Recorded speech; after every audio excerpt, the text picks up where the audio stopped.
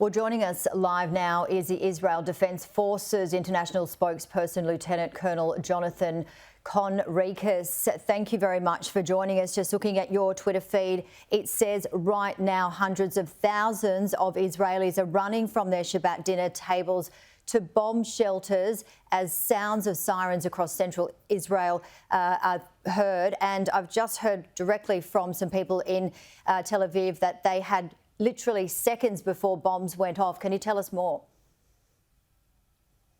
Yes, thank you for having me on the show. I myself am in Tel Aviv, and just like you described, sirens and then afterwards explosions. At this time, I cannot confirm yet if there were impacts on the ground or if the sound of explosions were interceptions by the Iron Dome. I am not aware of any reports of Israeli casualties, but yet rockets were fired at Tel Aviv again and again. Israeli civilians are running to their shelters. They're being targeted by Hamas. They're not combatants. They're not part of the war. They're just civilians having their Shabbat dinner, but they are a target by Hamas. Also hearing, not all people in Tel Aviv have bomb shelters to go to. Yeah, Tel Aviv isn't the combat zone that southern Israel is or northern Israel is, which are two areas where there's a long history of sustaining rocket attacks and being in almost an active combat zone, a war zone. In Tel Aviv, not everybody is as equipped. The only good thing is that in Tel Aviv, people have longer time. Here we're talking about 90 seconds, 90, between when the rocket is fired and until the impact is, if there is an impact. Whereas in southern Israel, it's 15 seconds in the area closer to the Gaza Strip. And then there's areas where they have 20 seconds and 30 seconds. It depends. But you can do a lot of things in 90 seconds if you really want to do it. And talk us through what's happening in Gaza. 24 hours notice for around 1 million people to flee from the north to the south. We know Gaza is a densely populated area. Can you clarify the types of warnings that are provided to civilians in preparation for these attacks? Yes, we're trying to do the right thing here. What we've done is to give a clear, understandable, and timely warning to Palestinian civilians in Gaza, telling them what they need to do in order to enhance their security and enhance the chances of not being affected. And we have communicated through the UN and its various institutions. We have dropped leaflets, we have said it on social media, and we have said it on TV, and we have even made phone calls. All of it obviously in Arabic, with the purpose of providing them enough time to heed our warnings, to evacuate, so that they are out of what is going to become an active combat zone where we are going to intensify our military operations. And this is out of a concern for their safety. We're advertising our intentions, which usually militaries aren't very fond of doing, because then your enemy can use that and prepare accordingly. But we choose to try to do the right thing and to get civilians out of the way. We believe there are still 150 hostages, including women, children, elderly, men, soldiers.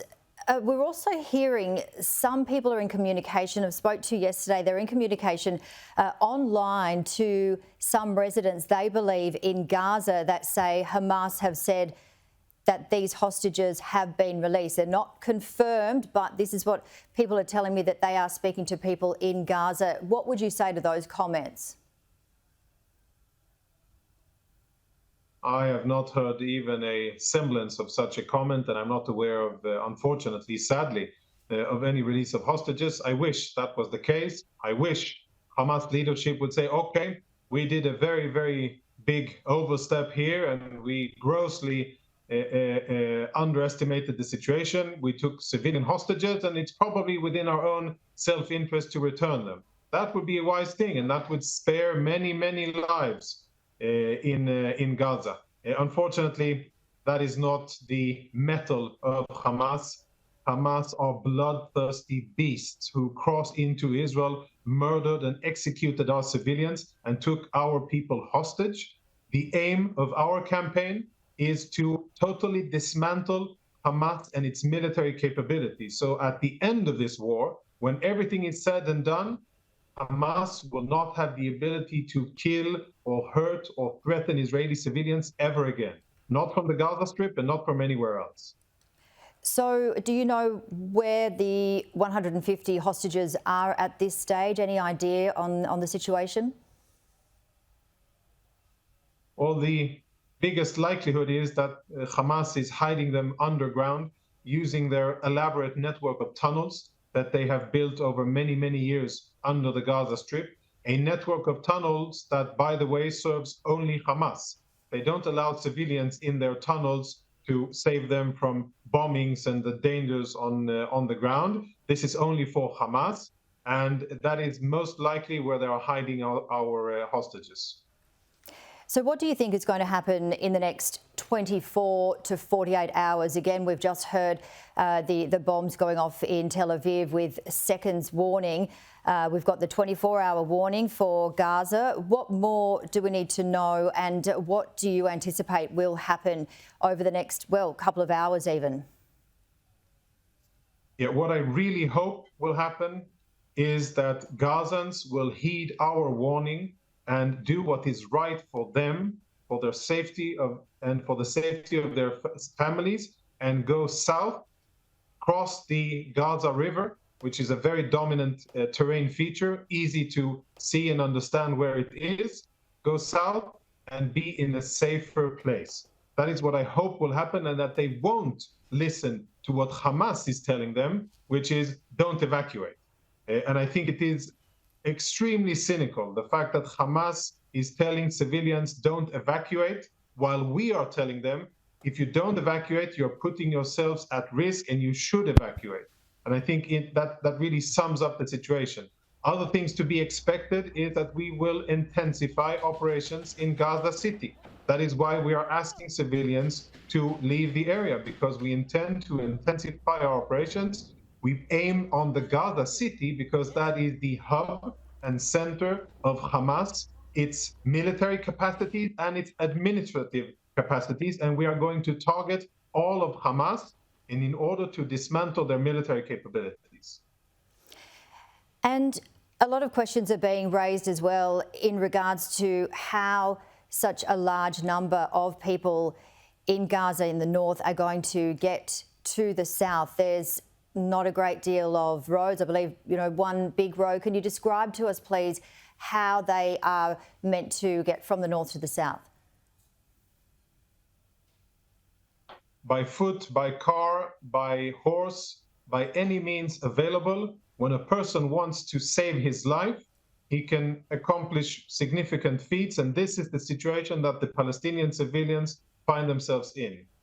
Because of Hamas's activities, because of Hamas and their abuse of civilian infrastructure, because Hamas hides behind the civilians and uses them as human shields, the Palestinians now face these dire consequences. And what we're telling them is, do whatever you can, take your belongings that you can carry and move south in order to save yourselves.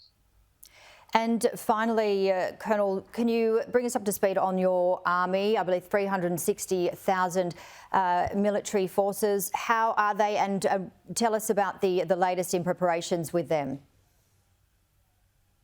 Yes, they are deployed in significant numbers around the Gaza Strip, getting ready, getting their equipment ready, studying missions that they probably will be given, and getting ready to for the next stage of operations, which may or may not come. I'm not going to telegraph it here, but they may or may not come. But those ground troops are ready to do what ground troops usually do. When, where, and how, that will leave for the future. But again, the aim here is to dismantle Hamas and its military capabilities. How that will be done, we will see in the coming days, weeks, and months. Hopefully it doesn't take as long as that. But the end state is what we're focused on. The means will be, you'll be able to see them as they unfold. We have to wrap it up, but Lieutenant Colonel Jonathan Conricus, thank you so much for your time. We wish you all the very best. Stay safe. Thank you.